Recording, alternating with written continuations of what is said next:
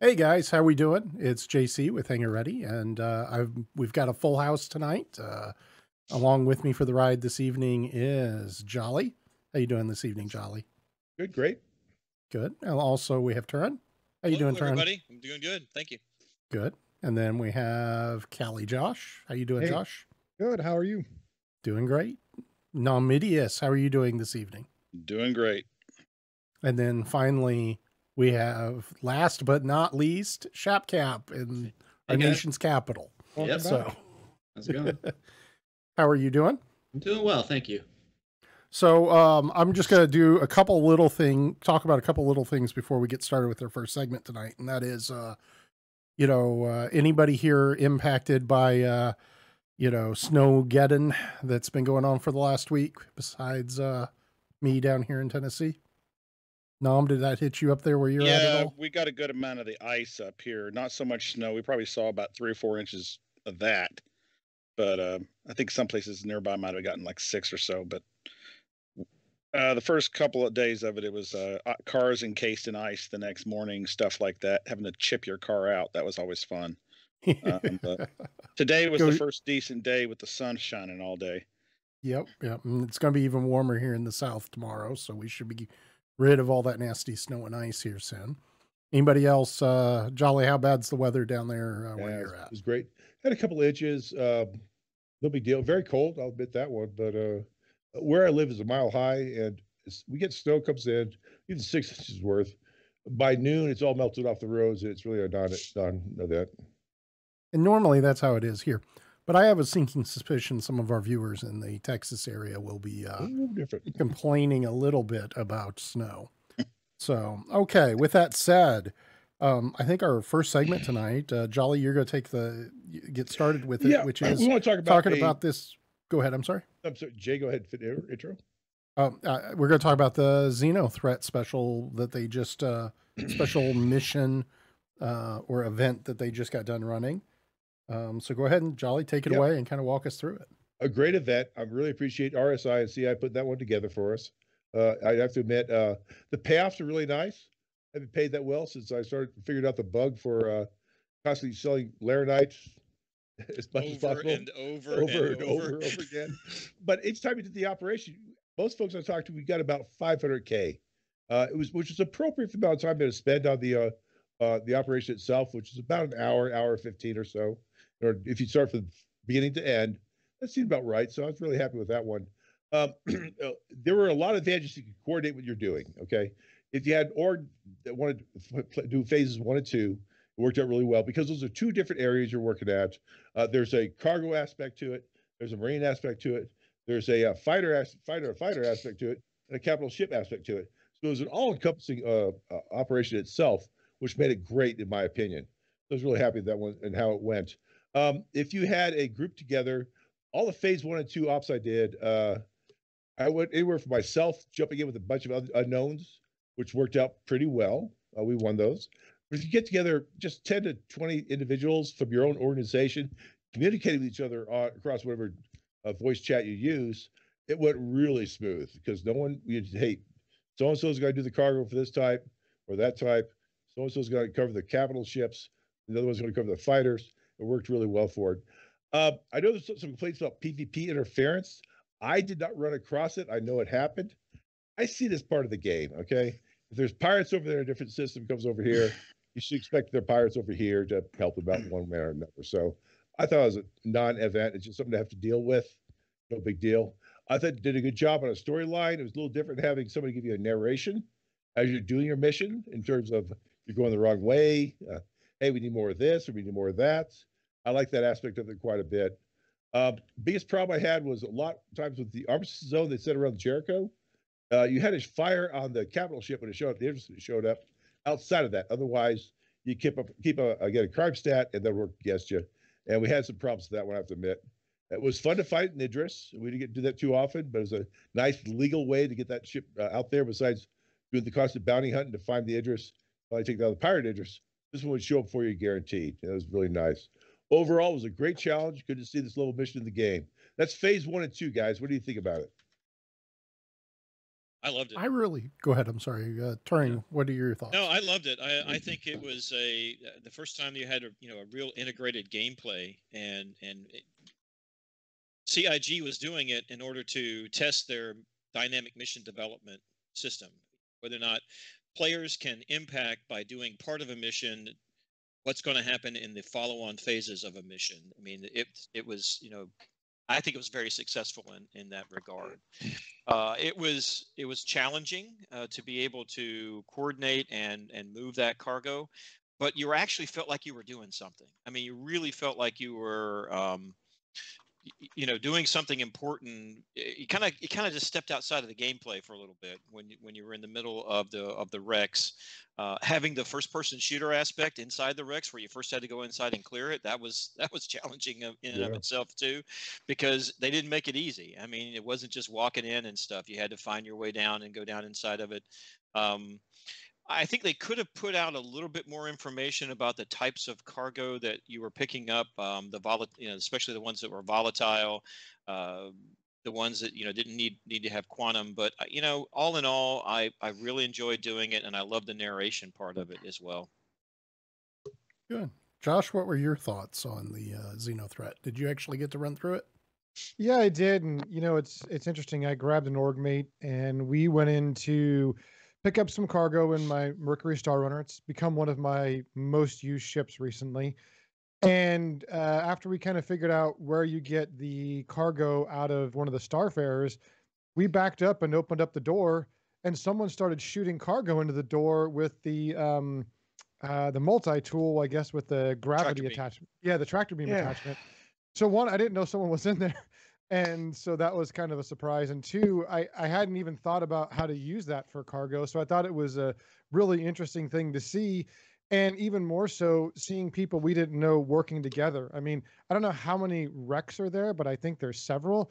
So having someone just sitting there and waiting for you to come by and then to just randomly be in that space, I thought it was a lot of fun. You had to be careful, though, because the first time we held cargo, or loaded cargo, nobody threatened us. The second time we had cargo, we maybe had a minute or two before we started getting pounded, and we had to go with what we had to get through. By the time we got it through and landed, we had some pretty significant damage. So it was a lot of fun. It was challenging. There was some good teamwork. I enjoyed certainly that first phase a lot. Nom, I know you were on the big mission with us. What did you think? All I can say is I had a lot of fun. It was a great thing. This is I think, like what Turing, you touched on something there. You talked about how you stepped outside of the gameplay. You felt like you were part of something that was going to matter, because it's a little bit of this is going to be part of this kind of thing is going to build the history of the verse we play in. And so it's going to be fun. I'm sure the lore writers are really liking this. They're looking at how they're going to use this to develop the story as it goes along.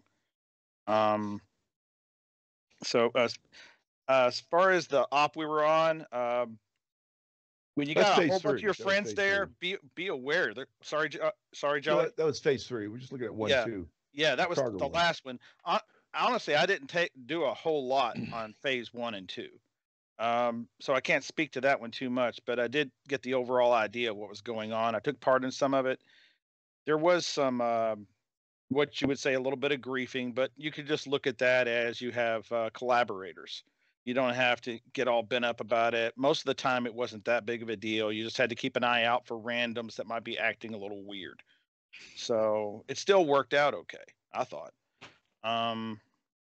When you got a whole bunch of your party mates there, it can be a little tricky to find where you're going in the star map, because there's so darn many white dots that are over. You know what I'm talking about, Jolly. It's like yeah. Trying to set a destination.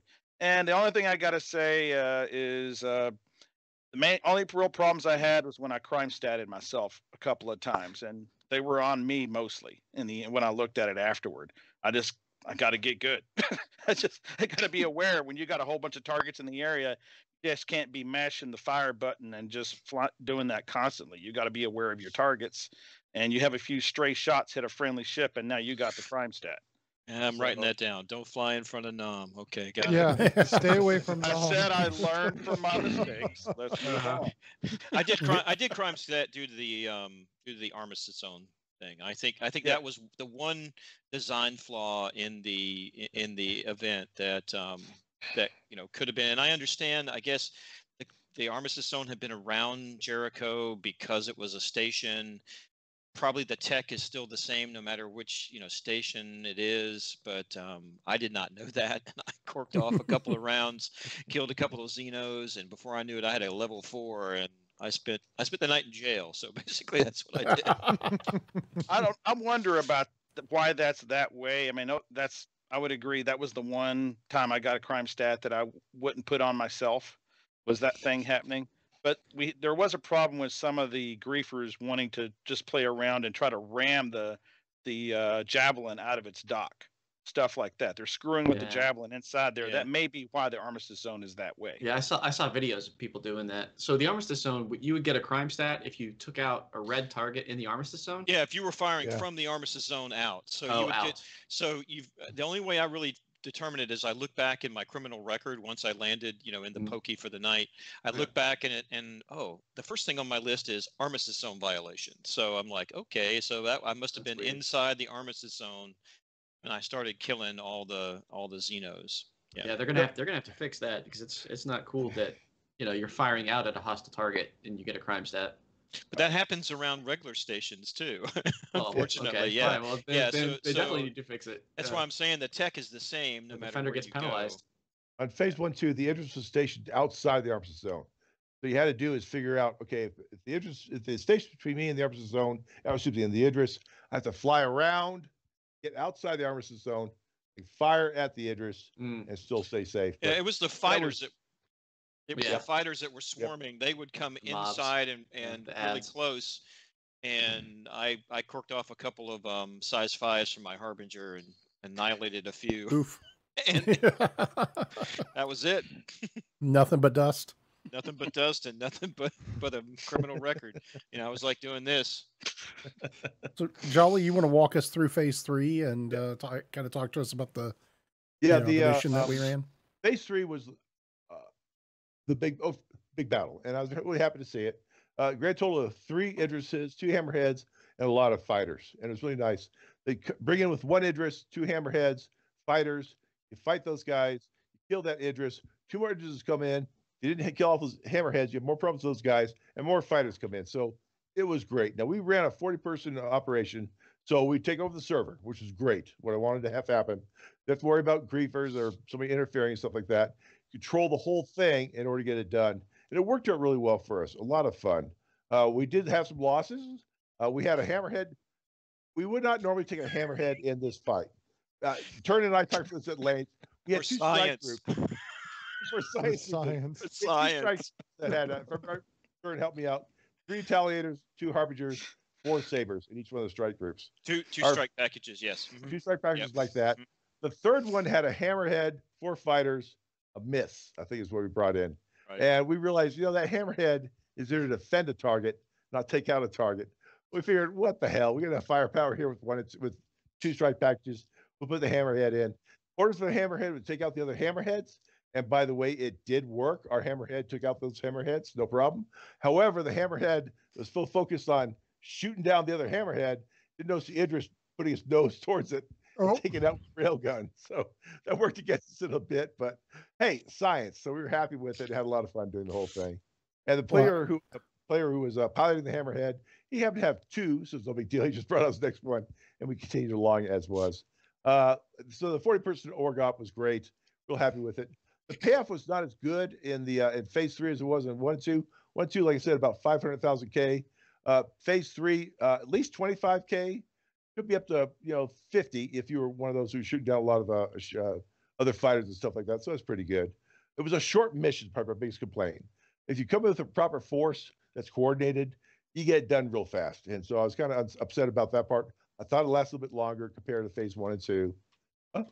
Overall, the assessment was twice, though, didn't you? Yeah, we did. Yeah, we did twice because. Twice in an hour and a half. 16 minutes, I think, the first time we took it was really fun to watch, by the way. Yeah. But so you did it once. Everybody go back to Mick L1. go back to main menu, start it back up again, and do another one. That worked out really well for us. But it was a good challenge with right firepower. You can get the job done with no real problems for phase 3. I would have liked to see overall. Oh, that's phase 3. I'll go with my overall later on. Noam, what do you got for phase 3? What do you mean? What phase 3. That was the final battle, the one we did, the one you were involved in. Comments. Oh well, it was just it lasted a decent amount of time anyway. Mm-hmm. It wasn't horribly short, but it could have been a little longer. As far as lasting long enough, not the mission itself, but the whole event, honestly, should have for an actual. I know they did this primarily collecting data, so maybe they got all the data they needed, but I would expect it to last a little longer than that because everybody's schedule is a little different. There are people who didn't really have time for the actual because by the time they planned to get around to it, it had already gotten pulled from the live server. It had already ended. So I would expect something like this to last at least a week longer than what it did, just so that everyone would have a chance to participate if they wanted to. Yeah, I'd agree. The phases went by very quickly. I didn't have a chance to participate. The day that I had time to do it, the event had ended like 2 hours earlier. Like the whole thing was done. Like phase 3 was over. I literally logged in, and the first thing that popped up on one of the screens was you guys banded together and beat us, but we'll be back.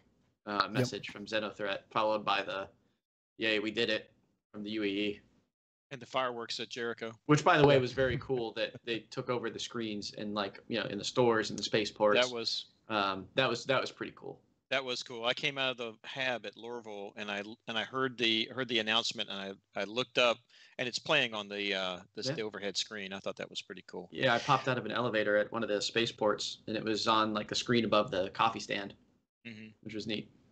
Well, I would say this: they ran, I think, 96 hours on that second one tops. It wasn't much longer. That wasn't long enough, really. Well, but I think that tells us as an org that we have to be able to do pop-up missions for stuff like that in, 48 hours or 72 hours, which is we got to figure out a way to do that. We would have missed it if we'd waited a week for sure. And we've got the strike package built, so that's not a problem in the future. We barely slid under there. We did it Saturday, and then it was gone like Saturday night, Sunday, something like that. Yeah, Sunday morning. Yeah, it was Sunday morning. Yeah, it was gone.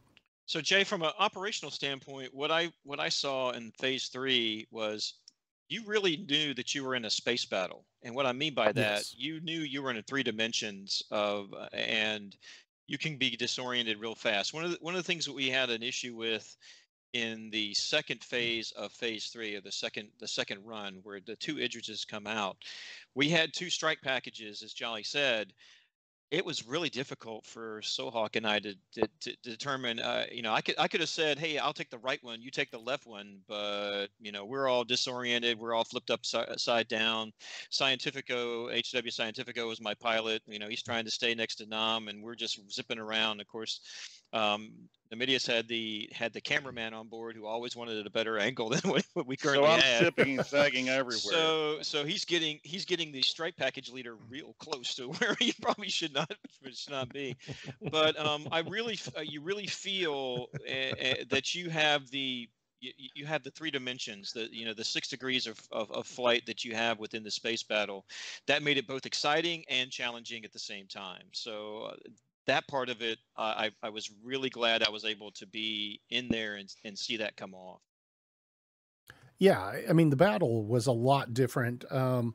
And, it highlights some of the things that you need. We need the ability to either get some type of bearing system and distance so that we can highlight targets, or we need some ability. Pinning and sharing.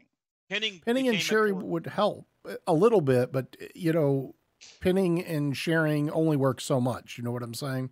Well, it helped me because Scientifico pinned like the Idrises for me, so I could see on my screen when I was sitting in the turret where those Idrises were in relation to where we were at all times. So that helped me immensely to be able to try to keep some situational awareness, because even though you're sitting in that turret, things are moving by really, really fast, and you know, he's still flying the spacecraft and flipping around and trying to maneuver. I lost orientation fairly quickly until we got that pinning thing back up so I could see where the Idris was. Yeah, Freecurse just brought up a good point too, that the pinning was super important for the Hammerhead, for concentrating fire, for the Hammerhead crew, I should say. And I think what Jay's talking about is if you've got 2 ships or 2 people on the ground or whatever, you need a compass rose, and you can be able to say a direction 270 degrees and call it out so that you guys can coordinate your effort against that threat or avoid it or whatever you want to do. I know CIG has shown that that's coming in the future, but I think it sounds like that would have helped in this case. You're saying a coordinate system, basically. Well, I don't know if coordinate system in space might that right. you're still 3 dimensions at that. But if I was able to transfer those pins, if we could pin as a command and control ship those Idrises, for example, then it would have been easier for Sol and I to direct our forces to pin 1 and his to pin 2, and we would not have been, you know, fighting the same you know, capital ship at the same time. Yeah, if you could designate, you know, give them names or right. whatever. Right. You could have like one command and control, even a Terrapin or something like that was able to do, you know, basically an AWACS type operation, to be able to light those up and pass those to the actual strike package. It would be fantastic if you could do that. Yeah, so what you're saying is if we took advantage of what they do in the real world today and applied it to the future, it might be useful. If you bring back that targeting pod, you're out of here. So yeah, don't talk about the targeting pod again. You gotta laze it. You gotta laze it. My only point is that having the pilot pin doesn't necessarily help, because if you're flying and Soulhawk is flying in 2 different locations, you are still, even if you share pins with them, are not going to necessarily know which target is which. Well, it's got a number though, Jay. That's true. One's got pin 1, one's got pin 2. Yeah. If I take pin 1 as strike package 1 and he takes pin 2 as strike package 2, then yes, we're still going to be disoriented. Now I'm looking like Chris Roberts when I'm flying. Yes, you are. You need the glow sticks. You're still going to to do this. You know, you're still going to get this disorientation perhaps by being in 3 dimensions, but at least you can be reoriented real quickly by looking for your pin number.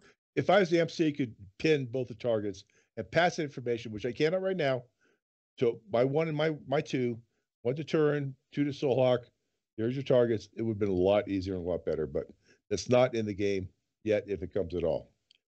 Overall, though, I'd say some of the negatives on it was hit and miss getting the mission, mainly in 1 and 2.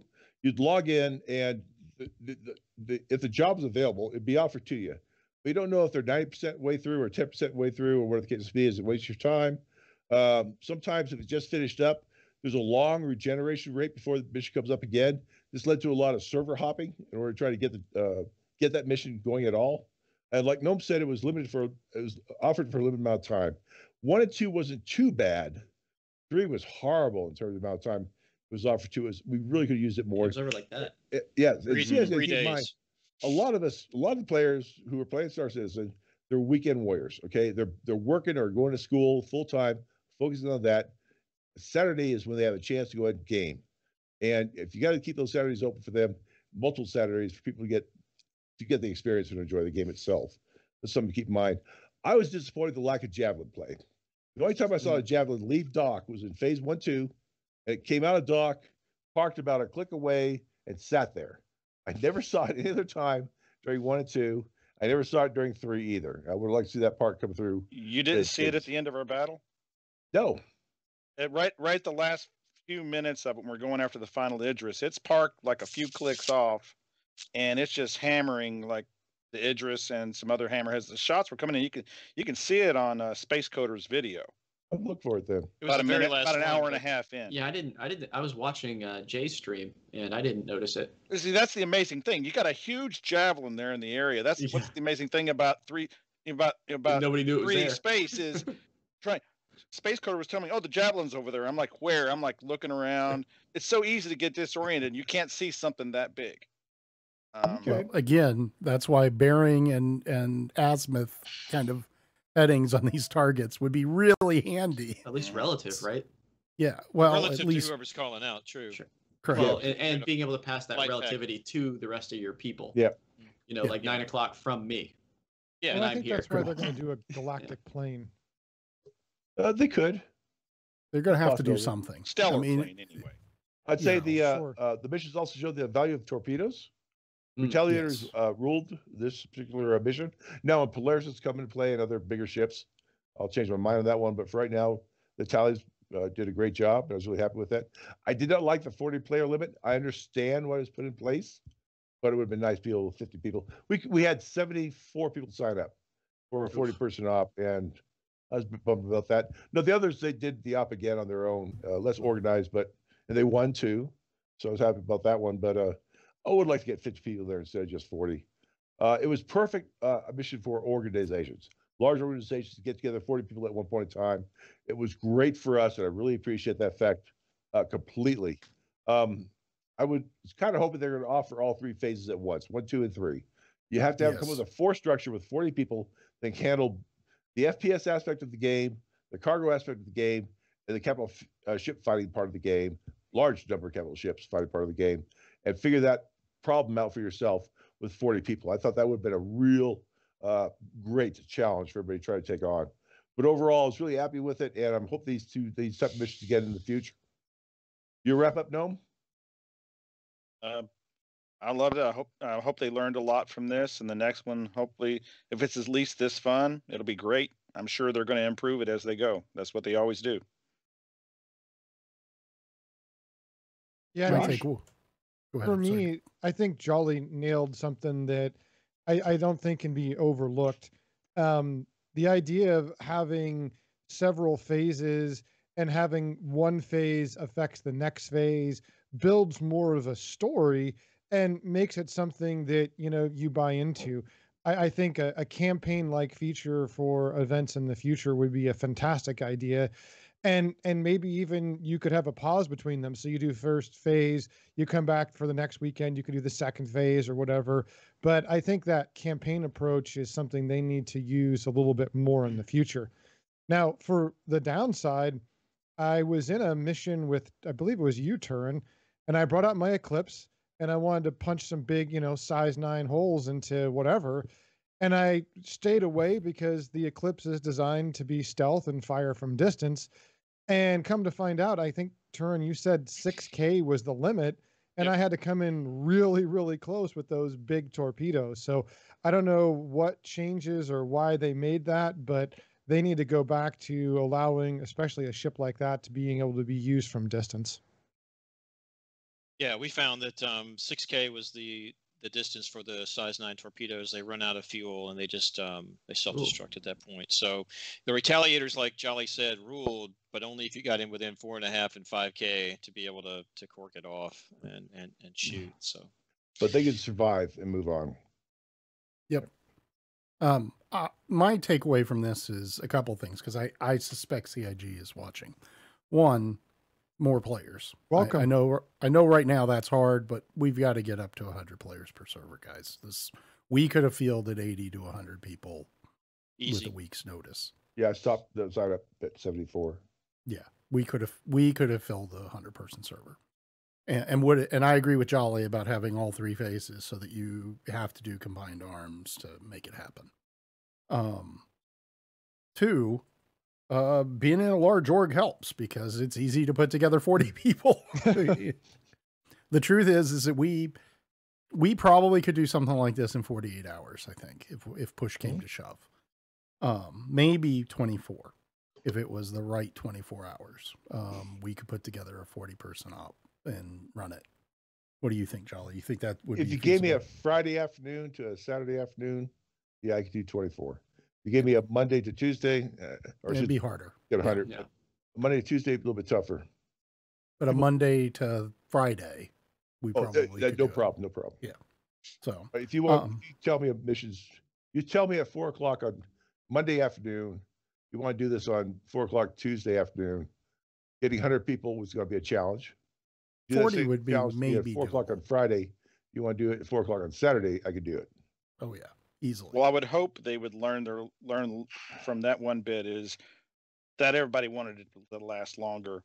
They're going to have to make sure they include periods like the weekends where people are actually able to take advantage of these events and not come in too late. I agree.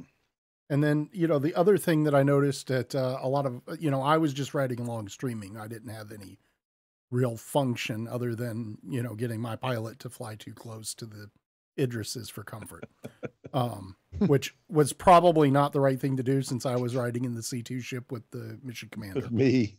Yes, I know. But we made a judgment call that it was reasonably safe to make those passes. It was a beautiful explosion, though. Only took a little bit of shield damage. I think they said you're expendable, Jolly. No, well, I didn't say that.